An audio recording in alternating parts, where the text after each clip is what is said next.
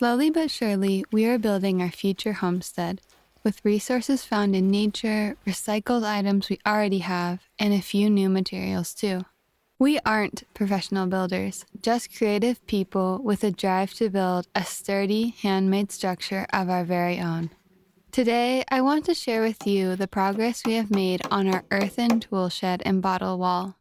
But first, I would like to say that the goal of this video is to share and inspire rather than teach.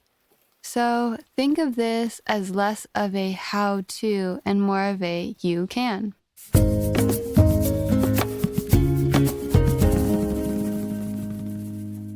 Years ago, we began to dream of constructing an earthen building.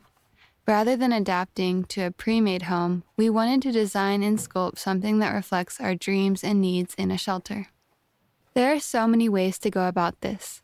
In the realm of alternative building, there are dozens of techniques, each with their own advantages and specifications.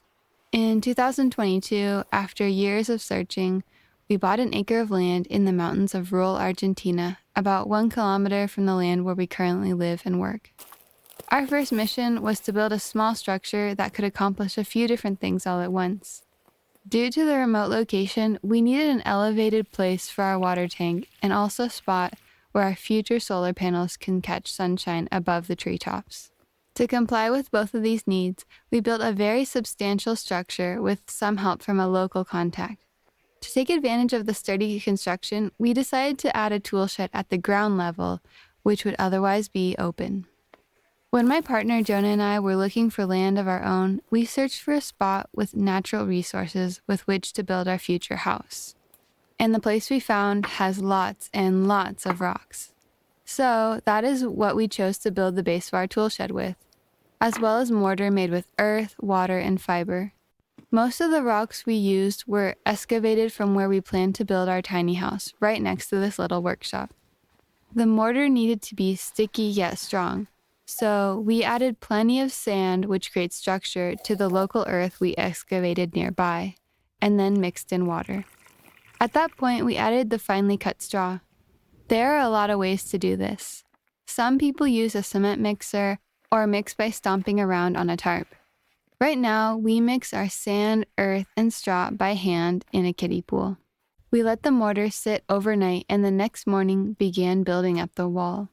As you can see, we used a cotton string to mark not only the height we intended to build to, but also as a guide to keep a flat wall on the interior of the building. As I brought over rocks and buckets of mortar, Jonah created the wall by fitting each rock into its ideal place. This kind of work takes patience and attention to detail.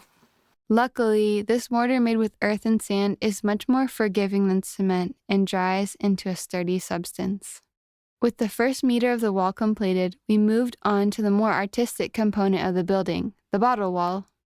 Before the actual bottles could be placed, we needed to create a structure in which to encase them. Jonah used offcuts to set up a frame in which we would later set the bottles and surround them with a cob mix. Then, to add structure, he entwined the wood with wire vertically. The mix we made to secure the bottles was really simple. Basically, it is a typical cob mix of earth from nearby, sand from the creek, water, and finely cut straw. We've helped out with a lot of natural building projects over the years, though this is our first bottle wall and our first building on our very own land. There are a few reasons why we chose to use bottles for this tool shed. Firstly, where we live, glass isn't recyclable, so our only option is to put used bottles in the trash or recycle them ourselves somehow. Building with glass bottles has two other benefits in buildings that don't need to have particularly thick walls. They make for cheap double-paned windows that let in light but not too much heat or cold. The layer of air inside the bottles is ever so slightly thermic.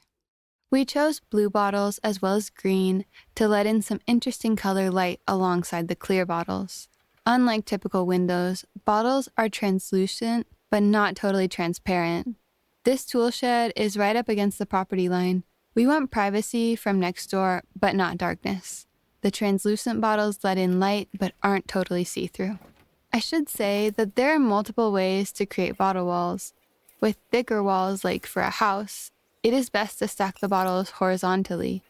To let the light shine through, most people actually cut 2 bottles in half and stick the bottoms of the bottles together. But this is only a tool shed and not meant for living in, so thinner walls and vertical bottles work just fine for our needs. This was another detail-oriented task, but we think the end result makes the days of work totally worth it. Just look at the vibrant blue light shining through. We only wanted a full bottle wall on the north-facing wall, which is where the most sunshine comes through here in South America. On the east, south, and west-facing walls, we filled in the remainder with a technique called Kcha. Just like with the bottle wall, this method needs some added structure to keep everything in place as the mix dries. The earthen mixture itself is created from a base of earth and water, but this time the mixture is much more watered down, and instead of chopping up the straw, we kept it long. This mix is kind of like spaghetti with abundant salsa, rather than the dough-like consistency of previous mixtures. Bucket by bucket, we incorporated the straw with the muddy mixture and stuffed it into the cavities of the wall. The mix is meant to be wet with mud, but not totally dripping. Depending on the season and climate, this wall will take a week or 2 to dry before moving on to the final step of applying the plaster. With the bottles cleaned, the sun shining, and the Kcha drying slowly in the breeze, we waited for everything to dry out entirely. The next couple of steps will be to create 2 layers of weather-resistant plasters, as well as paint to add impermeability to this earthen workshop. That will be the topic of some future video. Thanks so much for watching, and happy crafting!